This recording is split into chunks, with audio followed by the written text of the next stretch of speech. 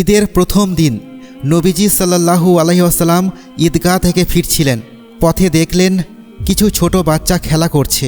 তাদের পরনে পুরানো কাপড়, কিন্তু মুখে হাসি। একটু দূরে বসে কাঁদছে একটি ছেলে। নবীজি সাল্লাল্লাহু আলাইহি ওয়াসাল্লাম থামলেন, তার কাছে গেলেন, জিজ্ঞাসা করলেন, বাবা কাঁদছো কেন? আজ তো ঈদ। ছেলেটি বলল, আমার আব্বু বদরের যুদ্ধে শহীদ হয়েছেন। আমার কোনো পোশাক নেই, আমার কেউ নেই। আজ থেকে প্রায় 1400 বছর আগের কথা। আরবের মরুভূমি, রাতের আকাশে অগণিত তারা, কিন্তু সেই তারার আলোর নিচে বাস করা মানুষগুলো ছিল ঘোর অন্ধকারে। তারা পাথরের মূর্তিকে ডাকত ইলাহা বলে, মেয়ে সন্তানকে জীবন্ত কবর দিত মাটির বুকে, দাসদের পিঠে গরম লোহার ছাপ দিত আনন্দের সাথে। অহংকার আর পাপের এক মহাসমুদ্রে ডুবেছিল আরবের জাহেলি সমাজ। এই সমাজেই জন্মালেন তিনি, নবী মুহাম্মদ সাল্লাল্লাহু আলাইহি ওয়াসাল্লাম, আল আমিন, বিশ্বাসযোগ্য মানুষ। কিন্তু যখন তিনি বললেন লা ইলাহা ইল্লাল্লাহ, তখন সেই সমাজ তার বিরুদ্ধে উঠে দাঁড়ালো, তাকে পাগল বলল, তার সাহাবীদের রোদে পুড়িয়ে নির্যাতন করল, তার প্রিয় জন্মভূমি মক্কা থেকে বের করে দিল এবং এক গভীর অন্ধকার রাতে নবী মুহাম্মদ সাল্লাল্লাহু আলাইহি ওয়াসাল্লাম মক্কা ছেড়ে মদিনার পথে হাঁটলেন। পেছনে রেখে গেলেন তার ঘর, তার স্মৃতি, তার শৈশব। কিন্তু জানেন কি, এই হিজরতই ছিল ঈদের প্রথম বীজ বপনের মুহূর্ত। মদিনায় পৌঁছানোর পর নবীজি সাল্লাল্লাহু আলাইহি ওয়াসাল্লাম দেখলেন সেখানে মানুষ দুটো উৎসব পালন করে, খেলাধুলো করে, আনন্দ করে। নবীজি জিজ্ঞাসা করলেন, এই দুটো দিন কি? সাহাবীরা বললেন, ইয়া রাসূলুল্লাহ, জাহেলি যুগ থেকে আমরা এই দিনগুলোতে আনন্দ করে আসছি। নবীজি সাল্লাল্লাহু আলাইহি ওয়াসাল্লাম তখন বললেন সেই কথা যা ইতিহাস বদলে দিল। তিনি বললেন, আল্লাহ তোমাদের এই দুটো দিনের পরিবর্তে আরও উত্তম দুটো দিন দিয়েছেন, ঈদুল ফিতর এবং ঈদুল আজহা। শুনলেন, আল্লাহ নিজে দিয়েছেন, মানুষের তৈরি উৎসব নয়, রাজার আদেশ নয়, ঐতিহ্যের চাপে নয়। এটি আল্লাহর পক্ষ থেকে একটি বিশেষ উপহার। কিন্তু এই উপহারের পেছনে ছিল একটি মহাপরীক্ষা, একটি সংগ্রাম, একটি বিপ্লব। সেই গল্প জানতে হলে আপনাকে যেতে হবে দ্বিতীয় হিজরিতে, রমজানের প্রথম সূচনার দিকে। দ্বিতীয় হিজরি সাল।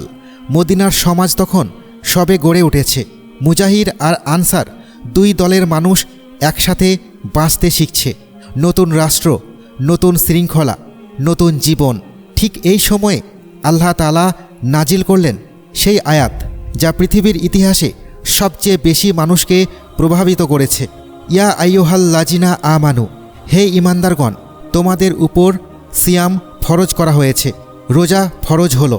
সেই প্রথম রমজান। ভাবুন একবার, সাহাবীরা কেমন ছিলেন সেই রমজানে? তাদের মধ্যে অনেকে সদ্য মক্কা ছেড়ে এসেছেন, সম্পদ নেই, ঘর নেই। অনেকের পরিবার সেই মক্কায় আটকে, অনেকের বুকে কাফেরদের নির্যাতনের ক্ষত তখনও শুকায়নি। তবু তারা রোজা রাখলেন, ভোরের আজানে উঠলেন, সাহারি খেলেন, কখনো শুধু খেজুর, কখনো পানি। সারাদিন রোদে কাজ করলেন, যুদ্ধের প্রস্তুতি নিলেন, তবু মুখে আনলেন না একটি দানাও। কিন্তু কেন? কারণ আল্লাহ বলেছেন, এটাই তাকওয়া, এটাই ঈমানের শক্তি। সেই রমজানে শুধু রোজায় আসেনি, এসেছিল বদরের যুদ্ধ। রমজানের 17তম রাতে মাত্র 313 জন মুসলিম, আর ওদিকে 1000-এরও বেশি কাফের। রোজা রেখে ক্ষুধার্ত পেটে মুসলিমরা সেই যুদ্ধে জয়ী হলেন। আল্লাহর সাহায্য এলো, আর রমজান শেষ হলো। এরপর এলো সেই দিন, সেই প্রথম ঈদুল ফিতর। নবীজি সাল্লাল্লাহু আলাইহি ওয়াসাল্লাম সাহাবীদের নিয়ে বের হলেন মদিনার খোলা প্রান্তরে। সবাই একসাথে, ধনী গরিব, আরব অনারব, মুজাহির আনসার, সবাই একই কাতারে। নবীজি সাল্লাল্লাহু আলাইহি ওয়াসাল্লাম 2 রাকাত নামাজ পড়লেন, তারপর খুতবা দিলেন। আর মুসলমানরা প্রথমবারের মতো বলল, আল্লাহু আকবার, আল্লাহু আকবার, লা ইলাহা ইল্লাল্লাহু, আল্লাহু আকবার, আল্লাহু আকবার, ওয়ালিল্লাহিল হামদ। সেই তাকবীর আজও বাতাসে ভাসে। আজও প্রতি বছর কোটি কোটি মুসলিম সেই একই তাকবীর পড়ে। কিন্তু আপনি কি জানেন, ঈদুল ফিতরের নামের মধ্যে লুকিয়ে আছে এক গভীর দর্শন। ফিতর শব্দের অর্থ শুধু রোজা ভাঙা নয়। ফিতর মানে স্বভাব, মানুষের মূল প্রকৃতি। আল্লাহ মানুষকে তৈরি করেছেন ফিতরাতুল্লাহ, আল্লাহর দেওয়া স্বভাবের উপর, পবিত্র স্বভাব, নিষ্পাপ স্বভাব। রমজান মাস জুড়ে একজন মুসলিম নিজেকে পরিষ্কার করে পাপ থেকে, অহংকার থেকে, লোভ থেকে, এবং ঈদের দিন সে ফিরে আসে তার সেই আদি পবিত্র স্বভাবে। এই ঈদ তাই উৎসব নয়, এটি একটি পুনর্জন্ম, এটি একটি ঘোষণা। এটি সেই ঘোষণা, আমি 1 মাস লড়াই করেছি আমার নফসের বিরুদ্ধে, শয়তানের বিরুদ্ধে, পৃথিবীর সব মোহের বিরুদ্ধে, এবং আমি জয়ী হয়েছি। কিন্তু এই জয় একা উদযাপন করা যায় না। নবীজি সাল্লাল্লাহু আলাইহি ওয়াসাল্লাম যখন প্রথম ঈদুল ফিতর পালন করলেন, তখন তিনি একটি কাজ করলেন যা অনেকে ভুলে যায়। ঈদের নামাজের আগেই তিনি বললেন, জাকাতুল ফিতর আদায় করো। প্রতিটি মুসলিমের উপর ওয়াজিব গরিবের খাবার নিশ্চিত করা, যাতে ঈদের দিন কোনো মুসলিম ভাই বোন না খেয়ে থাকে। ভাবুন এই দৃশ্যটা, একদিকে আনন্দ, নতুন পোশাক, সুগন্ধি, মিষ্টি। অন্যদিকে ইসলাম বলছে, থামো, আগে নিশ্চিত করো তোমার পাশের মানুষটিও আজ খেতে পারবে। এটাই ইসলামের সমাজ দর্শন, এটাই ঈদের আসল বিপ্লব। পৃথিবীর অন্য উৎসবগুলো কি করে? ধনীরা আরও বেশি খরচ করে, গরিবরা দেখে আর কষ্ট পায়, বৈষম্য আরও গভীর হয়। কিন্তু ঈদ বলে না, ঈদ বলে সবাই মিলে হাসব, সবার ঘরে আজ রান্না হবে, সবার শিশু আজ নতুন পোশাক পরবে, সবার বুকে আজ আনন্দ থাকবে। এই ঈদে মুসলমানরা শুধু নামাজ পড়ে না, তারা কোলাকুলি করে। কিন্তু এই কোলাকুলির পেছনে আছে নবীজি সাল্লাল্লাহু আলাইহি ওয়াসাল্লামের শেখানো সেই ভালোবাসা, যে ভালোবাসা রক্তের আত্মীয়ের সীমা পেরিয়ে যায়। একটু পিছনে ফিরুন। সেই প্রথম ঈদের দিন নবীজি সাল্লাল্লাহু আলাইহি ওয়াসাল্লাম ঈদগাহ থেকে ফিরছিলেন। পথে দেখলেন কিছু ছোট বাচ্চারা খেলছে, তাদের পরনে পুরানো কাপড়, কিন্তু মুখে হাসি। একটু দূরে বসে কাঁদছে একটি ছেলে।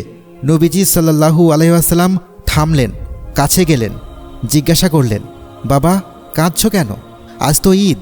ছেলেটি বলল, আমার আব্বা বদরের যুদ্ধে শহীদ হয়েছেন, আমার কোনো পোশাক নেই, আমার কেউ নেই। নবীজি সাল্লাল্লাহু আলাইহি ওয়াসাল্লাম সেই ছেলেটিকে বুকে টেনে নিলেন, বললেন, তোমার আব্বু নেই তো কি হয়েছে, আমি তো আছি। এই যে দেখছো আয়েশা রাদিয়াল্লাহু তাআলা আনহাকে, ইনি তোমার মা, আর ফাতিমা তোমার বোন। সেই ছোট্ট ছেলের কান্না থামল, ঈদের আনন্দ তার বুকে ঢুকল। এই হলো ঈদ, এই হলো ঈদুল ফিতরের আসল মর্ম। এটি শুধু নামাজ নয়, শুধু সেমাই নয়, শুধু নতুন জামা নয়। এই দিনটি হলো মানুষের সাথে মানুষের মিলনের দিন, আল্লাহর সাথে বান্দার সম্পর্ক নবায়নের দিন, হৃদয়ের সব ক্ষত মাফ করে দেওয়ার দিন। আল্লাহ তাআলা এই দিনে রহমতের দরজা খুলে দেন। হাদিসে এসেছে, ঈদের রাতে আল্লাহ ফেরেশতাদের বলেন, যে শ্রমিক তার কাজ শেষ করেছে তার মজুরি নাও। এবং পরদিন ঈদের মাঠে আল্লাহ বলেন, হে বান্দারা, তোমরা আমার কাছে চাও, আমি দেব, তোমাদের গুনাহ মাফ করে দিলাম। সুবহানাল্লাহ। আল্লাহ আমাদের সবাইকে কবুল করুন, আমাদের রমজানের পুরস্কার দিন, আমাদের ঈদকে সত্যিকারের ঈদ বানান। আমিন।